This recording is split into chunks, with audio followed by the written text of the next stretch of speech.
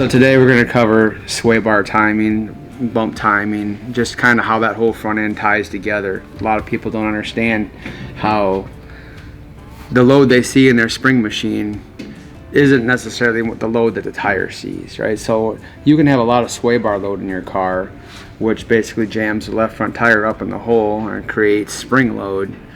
But at the same time, while it's creating all that spring load, it's picking the left front tire off the track, and so you kind of got to work all that together with your bump gaps. By taking a packer out of the left front and sticking it in the right front, it actually unloads the bar on entry, which lets the left front tire stick more on entry because it's actually on the track.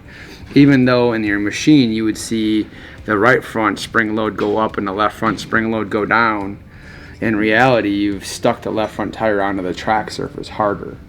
A lot of people get that confused. I hear a ton of people, they'll call and they're like, well, yeah, I put a packer in the left front and it got tighter, and I don't understand why. Well, ultimately what you really did is you just put another round of bar in the car, because by putting that packer in the left front, you raised the ride height of the car, which got you out of your front camber even more. So now your right front camber is not correct because the car is higher. And at the same time, unless you had to do that to get off the track, but if your height was good and you're just trying to make your car turn, all you really did is make the car another eighth higher, which probably pulled a half a degree of right front camber out of your car. And when the left front goes solid an eighth sooner, it starts winding the bar up an eighth sooner. So now it put more bar in the car, which is even more right front spring than the little bit of packer that you would have put in the right front.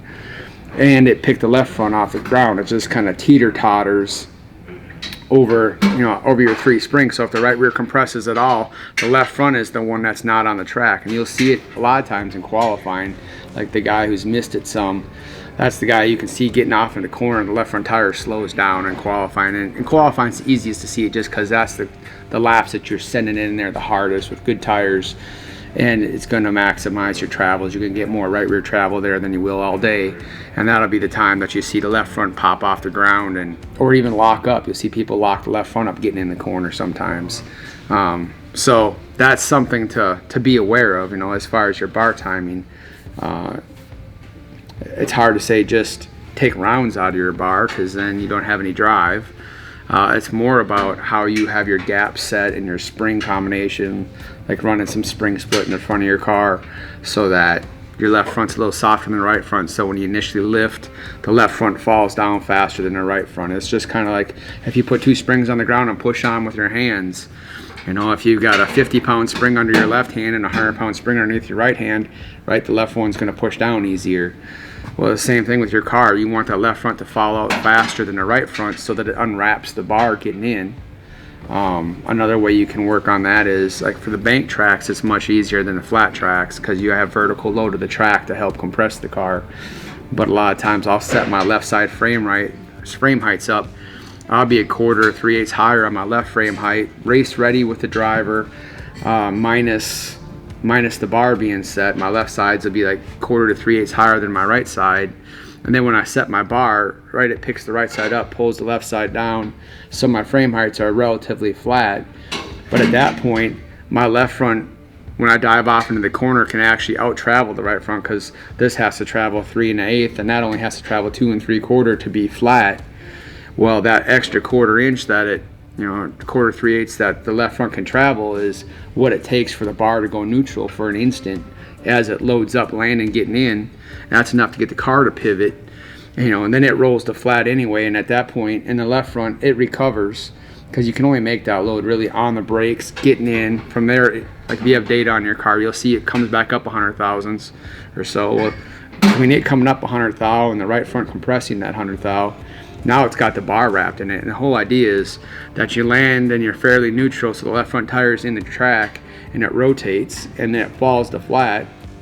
And the moment it falls to flat is right when you're ready to stab the gas and leave the corner, right? If it falls to flat too soon, that's the, man, I'm really good, and then right before I get to the center, it washes the nose, and then I'm tight, and then I'm loose off because I got so much wheel on it.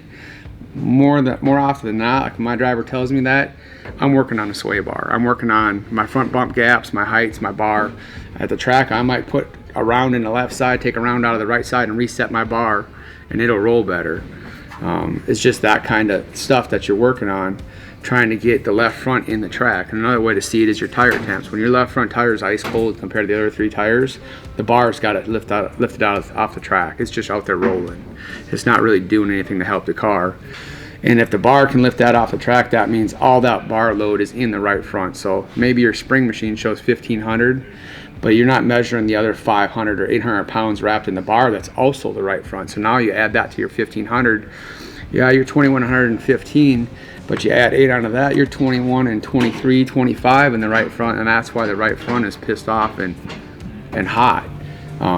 So all that is, you got to take all that into consideration when you're working on it. You know, just throwing packers in the left front, more often than not, it's going to make you tight.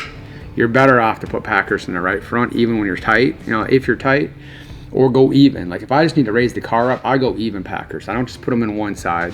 And if I need to free it up, more often than not, I'll pull an 1/8 out of my left front and stick it in my right front. And my left front wear tab won't change. It'll still stay the 1/8 off the track, and the right front maybe will get a little bit higher, but the car will get freer. And it's because the right front stop and travel. Like if you were coil binding, for instance, like late model stock guys or the NASCAR guys, if you touch the right front, the car stops traveling. As soon as that touches, the car stops traveling. It's not going to travel the left front more. So by pulling that packer out and stopping the right front sooner, you stop left front travel, because the right front ultimately controls it. When you're trying to do it through the left front, you're doing it through the bar, and you're pounding a ton of cross in the car. So it's all package related, you know, and there's a million ways to do it. I know there's guys that set the left front down low, you know, and their frame heights, they'll have a bunch of split, like where the lowest corner is their left rear and the highest is their right front, and they let the car roll. But then they've got their bar timing set such as that it's neutral when the left front only travels 2.5 and the right front travels 3. So there's a lot to it. It's a lot more than just throwing a packer in the left front and putting a round on your bar and being like, I don't understand why I'm tight. You got to really understand the timing of all of it, what's going on and what you're trying to accomplish with your platform, and to adjust it, right? You can't be afraid at the track to say like, well, I'm just going to put a round in the left and take a round out of the right and reset my bar and go out and run again, because a lot of times that'll be the easiest way to fix what you got at the racetrack. So that's what I got for now on that. Hopefully that helps people at least open their eyes to what they're fighting, you know, and ask more questions about, okay, I understand that I can't just throw packers in the left front. I got to think about how I'm going to fix this.